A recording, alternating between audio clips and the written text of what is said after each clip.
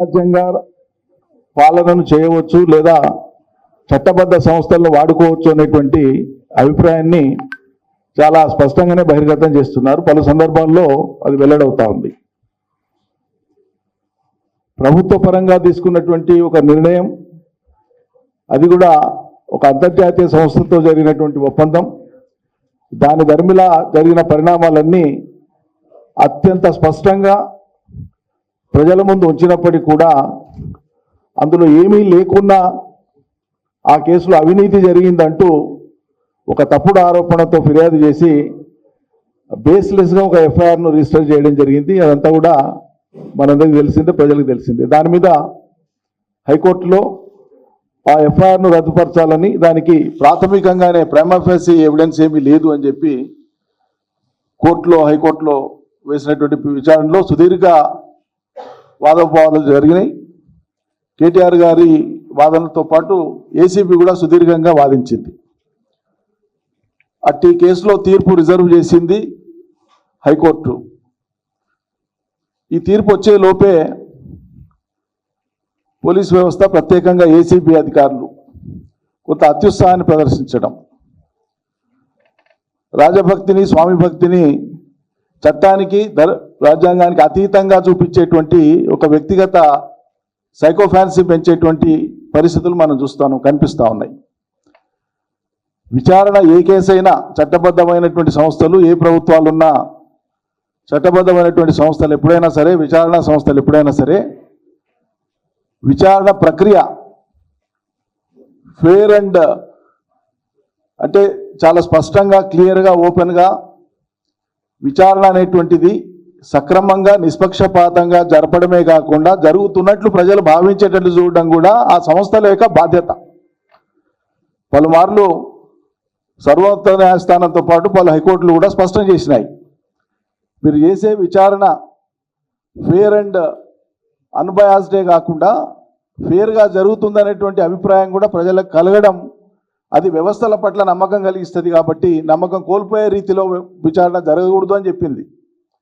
మరి ఒకవైపు హైకోర్టులో తీర్పు రిజర్వ్ అయినటువంటి ధర్మిలా ఏసీబీ వాళ్ళు సుమోటో తమకు తామే తీర్పు వచ్చే వరకు మీ హాజరు అవసరం లేదు, తర్వాత మేము పిలుస్తామని అనవచ్చు. ఏం ముళ్ళపోతుంది, ఏం కుప్పలు అటుకపోతున్నాయి?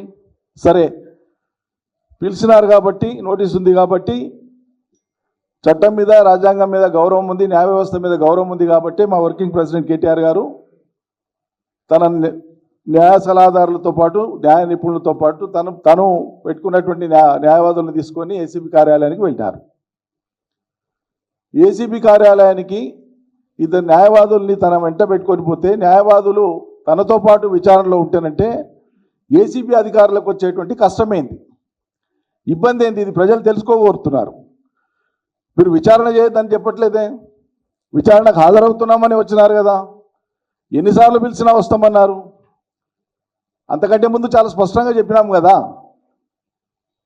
శాసనసభలోనే చర్చ పెట్టండి, మొత్తం దాని మీద వాస్తవాలంటే ప్రజలకు తెలిస్తే చర్చ చేస్తే అని చెప్పినాం. ఎందుకు పెట్టలేదు శాసనసభలో చర్చ ముఖ్యమంత్రి గారు? ఇంకా 2 అడుగులు ముందరికేసి ఈరోజు కూడా మేము చెప్తున్నాం, కేసు జరుగుతుంది. మీకు చిత్తశుద్ధి ఉంటే ఎక్కడో అవసరం లేదు, మీ ఇంట్లో జూబ్లీ హిల్స్లో మీ ఇంట్లో ముఖ్యమంత్రి గారు మీకు నచ్చిన వాళ్ళని పెట్టుకొని ఈ కేసు మీద వాదోపవాదాలు ప్రజాక్షేత్రంలో తెలుసుకోవడానికి చట్టపరంగా ఉండేవి ఉంటాయి. ఇప్పటికైనా సిద్ధమైతే పెట్టండి, కేటీఆర్ గారు వస్తారు, మీరు ఉండండి, లైవ్ పెట్టండి, మొత్తం రాష్ట్ర ఛానల్స్ పెట్టండి, మీరు చేయదలుచుకున్న వాదనలు మీ దగ్గర ఉన్న ఆధారాలు పెట్టి ప్రజల ముందర పెట్టండి. ప్రజలు కూడా అభిప్రాయం ఏర్పరచుకుంటారు కదా. సిద్ధమేనా? ఏసీబీ విచారణకు నేను హాజరవడానికి సిద్ధము, సహకరిస్తాను. నా దగ్గర ఏమైనా మెటీరియల్ ఉంటే మెటీరియల్ ప్రొవైడ్ చేస్తాం, మీరు అడిగిన ఇన్ఫర్మేషన్ ఉంటే ప్రొవైడ్ చేస్తాం, ఇస్తాము, ఎన్నిసార్లు పిలిచినా వస్తామని చెప్పినప్పుడు స్వయంగా తాను వెళ్ళి నేను విచారణకు సిద్ధము, నాతో పాటు నా న్యాయవాదులు కూడా వచ్చినారు కాబట్టి మమ్మల్ని అనుమతించండి అంటే అరగంట 40 నిమిషాల సేపు బయటనే నిలబెడతారు. ఎందుకు న్యాయవాదులను వద్దంటున్నారో సహేతుకమైన కారణం చెప్పరు. చట్టమేం వాళ్ళను ఫర్బిట్ చేయట్లేదు, చట్టమేం వాళ్ళను న్యాయవాదులు లేకుండా రావాలని చెప్పట్లేదు. కొన్ని ప్రత్యేక చట్టాలు మినహాయిస్తే స్పెషల్ ఎనాక్ట్మెంట్స్ అంటాం. టెర్రరిస్టుల కేసులలో కానీ లేకుంటే ఈడీకి సంబంధించిన కేసులలో కానీ అక్కడ మాత్రమే న్యాయవాదుల్ని అనుమతించారు కోర్టు ఉత్తర్వులు ఉంటే తప్ప. మిగతా ఏ కేసులోనైనా సరే న్యాయవాదుల సమక్షంలో విచారణ జరగాలని ఒకవేళ ఆరోపణలు ఎదుర్కొంటున్నటువంటి ముద్దాయి కోరితే తిరస్కరించడానికి పోలీసులకు హక్కు లేదు, తిరస్కరించకూడదు. తిరస్కరించడం ద్వారా మీరేం ఆశిస్తున్నారు? మీరు చేసేది నిష్పక్షపాతమైన విచారణనే అయితే నిజంగానే అది మీకు ఏ దురుద్దేశాలు లేకపోతే న్యాయవాదుల్ని వాళ్ళ ప్రజెన్స్ని ఎందుకు మీరు అవాయిడ్ చేస్తున్నారు? ఎందుకు వద్దంటున్నారు? కారణం ఏంది? ఏం కారణం? అంటే మీరు చేయదలుచుకున్నటువంటి విచారణ నిష్పక్షపాతమైంది కాదు, ఏదో రకంగా ఒక కంకాక్టెడ్ స్టోరీ, ఒక అల్లినటువంటి కథను క్రియేట్ చేయాలి, దానికి తగ్గట్టుగా ఒక ఎవిడెన్స్ను బిల్డప్ చేయాలి, ఫాల్స్ ఎవిడెన్స్ను బిల్డప్ చేయాలనేటువంటి దురుద్దేశం ఉంది కాబట్టే మీరు న్యాయవాదులను అనుమతించట్లేదని చెప్పి మేము భావిస్తున్నాం. అసలు ఎందుకు వద్దంటున్నారు న్యాయవాదుల్ని? దానికి ఒక లాజిక్ ఉండాలి కదా, రీజనింగ్ ఉండాలి కదా.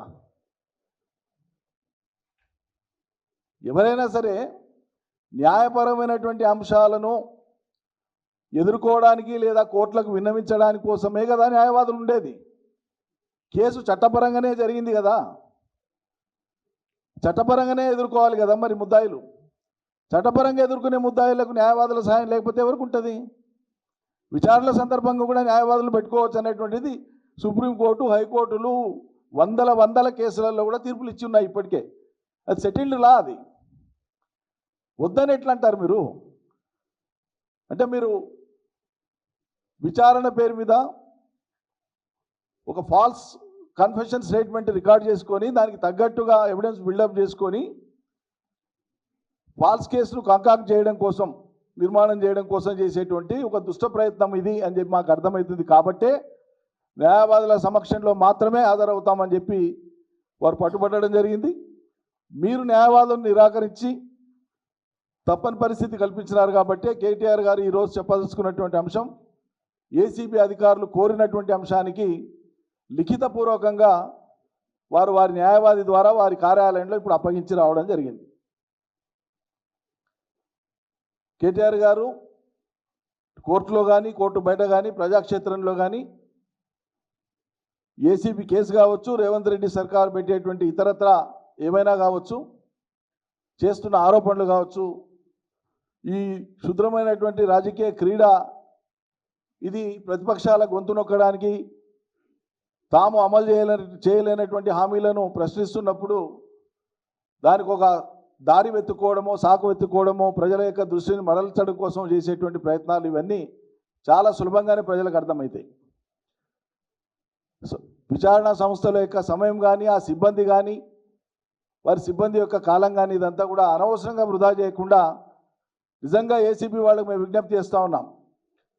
ముఖ్యమంత్రి గారు పరోక్షంగా ఇచ్చేటువంటి కొన్ని హోదాల పరమైనటువంటి నజరాలేమైనా ఆశ చూపిస్తే దయచేసి చట్టపరిధి దాటి అతిక్రమించి మీరు ప్రయత్నాలు చేయకండి, అది మంచిది కాదు. చట్టబద్ధంగానే వ్యవహరించాలని చెప్పి మేము కోరుతా ఉన్నాం. చట్టబద్ధంగా వ్యవహరించకుండా చట్టబద్ధ ముసుగులో తోచినట్లు చేస్తామంటే ఖచ్చితంగా దాన్ని ప్రతిఘటించి తీరుతాం, న్యాయపరంగా ప్రతిఘటించి తీరుతాం, ప్రజాక్షేత్రంలో ప్రతిఘటించి తీరుతాం. ఎందుకంటే మొన్న చూసినాం నరేందర్ రెడ్డి గారి కేసులో, లగచర్ల కేసులో సంఘటనలో లేని మనిషి, సంఘటన జరిగినప్పుడు లేని మనిషి, కేవలం ఒక కల్పిత ఆధారాలతోన ఆయన తీసుకొని పోయి 30 రోజుల పాటు జైల్లో ఉంచిన, దాదాపు 40 రోజులు ఉంచడమే కాదు, ఆయన ఇవ్వని స్టేట్మెంట్ను ఇచ్చినట్లు ఆయన ఏదో కేటీఆర్ చెప్తేనే ఇది చేసిండు అనేటువంటి విధంగా ఒక ఫాల్స్ ప్లాంటేషన్ చేయడానికి ప్రయత్నం చేశారు, ఫాల్స్ కన్ఫెషన్ స్టేట్మెంట్. మళ్ళీ ఆయన మ్యాజిస్ట్రేట్ ముందు పోయి ఆయన మ్యాజిస్ట్రేట్ ముందు ప్రొడ్యూస్ చేసినప్పుడు, అందుకోసమే చట్టంలో ఏముందంటే రక్షణ, పెద్ద రక్షణ. ఎవరు పోలీస్ కస్టడీలో ఉన్నప్పుడు వారికి ఏ రకమైన అసౌకర్యం కలిగినా, మానసికంగా, శారీరకంగా, ఇతరత్ర ఏమి అసౌకర్యం కలిగినా పోలీస్ కస్టడీలో ఉన్న సమయంలో మ్యాజిస్ట్రేట్ ముందు ప్రొడ్యూస్ చేసినప్పుడు అటువంటి ముద్దాయి తన యొక్క విషయాన్ని కోర్టుకు విన్నవించుకుంటే అది రికార్డ్ చేస్తారు మ్యాజిస్ట్రేట్. మ్యాండేటరీ ప్రొవిజన్ ఉంది. ముద్దాయి చెప్పకపోయినా నోరు విప్పకపోయినా పోలీసుల భయానికి మ్యాజిస్ట్రేట్ అడుగుతాడు. అడగాలి, ప్రొసీజర్ అది. పోలీస్ కస్టడీలో నిన్ను బాగానే చూసుకున్నారా? చిత్రహింసలకు ఏమైనా గురి చేసినారా? అవమానపరిచినారా? న్యూనతపరిచినారా? నీకు భోజనం పెట్టినారా లేదా? నీ కుటుంబ సభ్యుల్ని కలుసుకునే అవకాశం ఇచ్చినారా లేదా? నిన్ను అరెస్ట్ చేసి ఇట్లా నా ముందుకు మ్యాజిస్ట్రేట్ ముందు తీసుకొచ్చే కంటే ముందు ఈ సమాచారం మీ కుటుంబ సభ్యులకు ఇచ్చినారా లేదా? నీ మీద ఏం కేసు పెట్టినరో ఆ వివరాలు ఇచ్చినారా లేదా?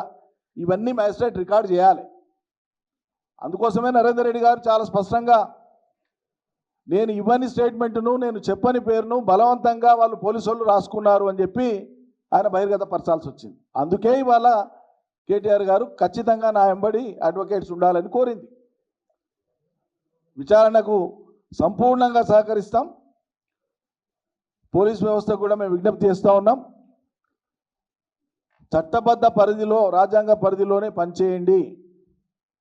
మౌఖిక ఆదేశాలతోన, మౌఖిక నజరానాలకు ఆశపడి అతిక్రమిస్తే తప్పకుండా దానికి మూల్యం చెల్లించుకోవాల్సి వస్తుంది. ప్రతి అడుగున వాటిని చట్టబద్ధంగానే మేము ప్రశ్నిస్తామని చెప్పి తెలియజేస్తున్నాం.